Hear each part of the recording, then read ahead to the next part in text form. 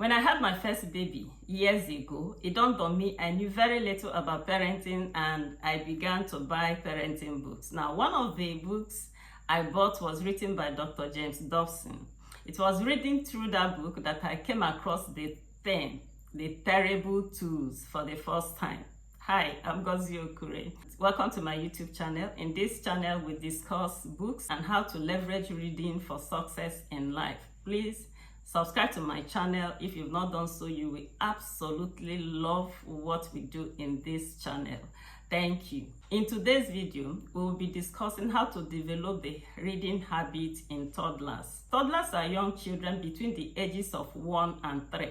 Now, this is a stage that is marked with curiosity, a lot of learning, and they are forever exploring their environment. Some of the basic characteristics of toddlers is that it's at that stage that they try to master the basic motor skills. They want to learn how to sit, stand, walk, and run.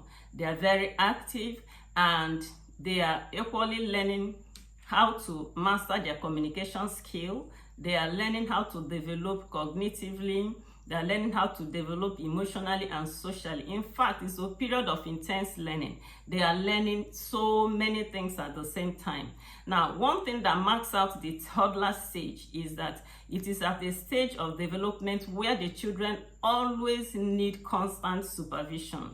Now, at this toddler stage, they are not yet able to understand danger, and that's why a lot of the accidents that take place in the home take place at this stage. That's when they usually have hot water burns. They usually fall. 1 minute, the child is in the parlor and you are in the kitchen, you have boiled water for tea, put it in the cup, you want to turn to pick something, and the next minute, that child that was in the parlor is already in the kitchen and he has poured the hot water on himself. Or 1 minute you're in the kitchen, you took your eyes off him for just a few minutes, and the next thing he has climbed on top of the television and he has fallen. So that's why, going back to the story I told in the beginning of the video, that's why secular psychologists refer to them as the terrible twos. That is the stage when they enter into things, okay? They see the washing machine, they open it and climb into there, they move into, they do all manner of things because they are very active and they are learning. Because of this restlessness that a lot of parents put the screen, parents and caregivers make the mistake of putting the screen in their hands to slow them down. They know that if the child is engaged watching the things that are in the screen, they will not be able to move into danger zones. So having put the screen in their hands, they can now go and focus on do the things they want to do. But that turns out to be a terrible mistake. Why? Because you see, the screen is addictive.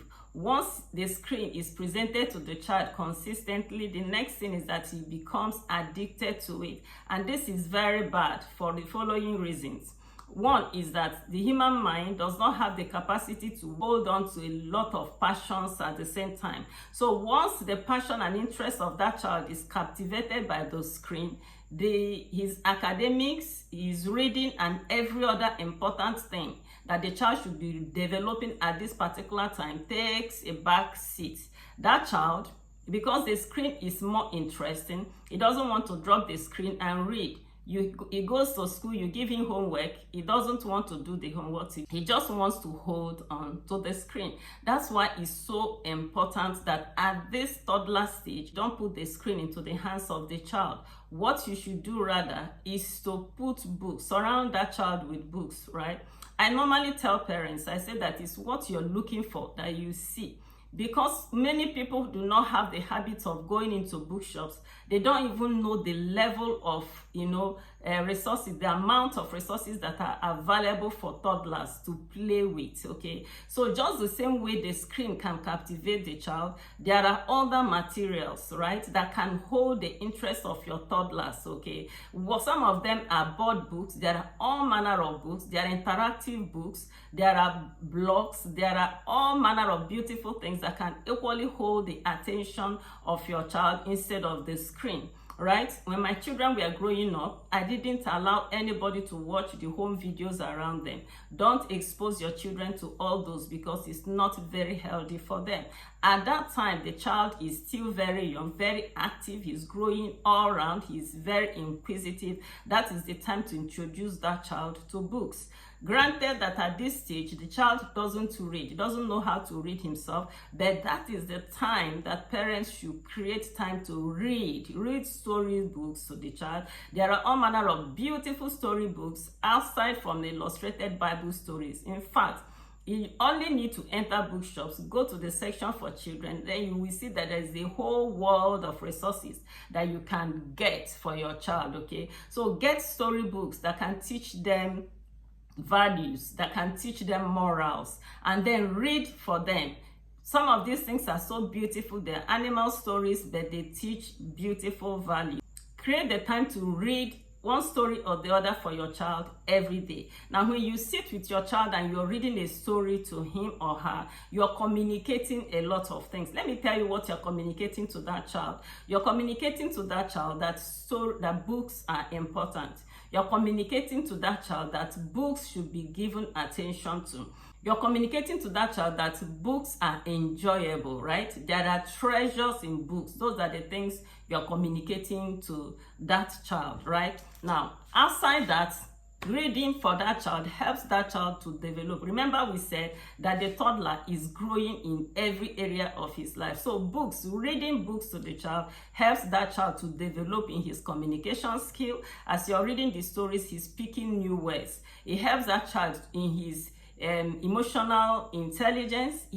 As you are reading the stories, he's speaking empathy, he's speaking the emotions. You are sharing his emotions, you're sharing his creativity, you're sharing his imagination, you are sharing his visual ability, his cognitive ability. Books do a lot. When you're reading for a child, you are doing a whole load of good to that child, okay? So I know that parents, you're busy. We are busy. I'm a parent too. We are busy. But try to create these 10 minutes.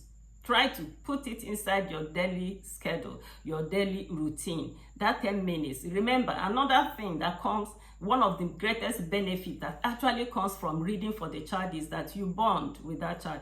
Most times when you're reading for a child, where does that child sit? He sits by you. He leans on your chest, okay? That 10 minutes every day that child stays with you, you are developing bonding. And this bonding is so important. Your child should be you should be your child's closest confidant. A child should be able to say, my mommy is my greatest role model, or my daddy is my greatest role model.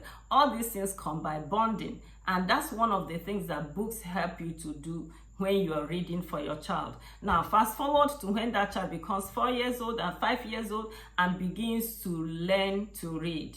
Now, what happens is that the moment that child learns to read, he will want to read all day. Just as I said, that when we pick a new skill, we want to dwell on that skill. We want to do it all day. The child wants to read more. So by this time that he has learned to read, by 5 years old, he has learned to read all the stories that she wished that she read more. She will now begin to read. A child who just learns to read can sit down and read for hours and you will not be tired, okay? But let me tell you one thing that can help you to nurture the reading culture, the reading habits of this child at this stage. One thing you need to do is to make sure that that child has a fresh supply of books.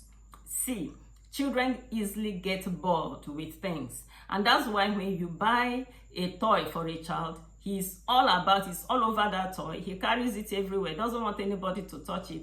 Just after 2 days, he's bored. He will toss the toy somewhere because he's bored with it. And that's exactly what they do with books also. So at this stage when they are learning to read, all you need to do is to make sure that you keep supplying them with very beautiful books that they want to read. Books that are age specific, okay?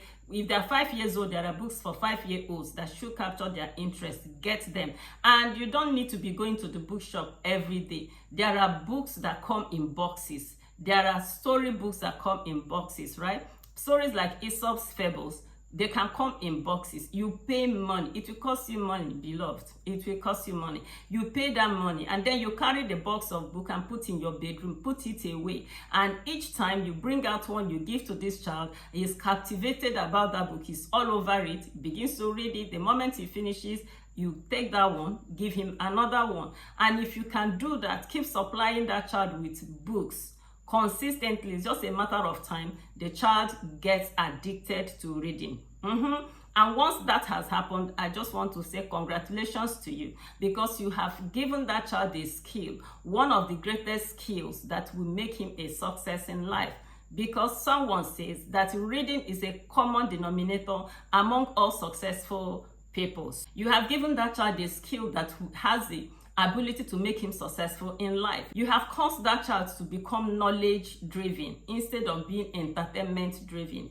Children who are entertainment driven usually end at failure zones. The common denominator among all failures in life is that they love entertainment. It's possible you're listening to me and you're full of regrets because you were not able to put books into the hands of your children when they were toddlers. I want to let you know that it is redeemable. Just go into my channel and look out for the relevant videos that will help you to know what to do in case your children have grown up without a reading culture. It is redeemable. I believe you must have subscribed to my channel, and if you've not done so, please subscribe and then share this link with a lot of other parents so that together we can all raise champions. God bless you.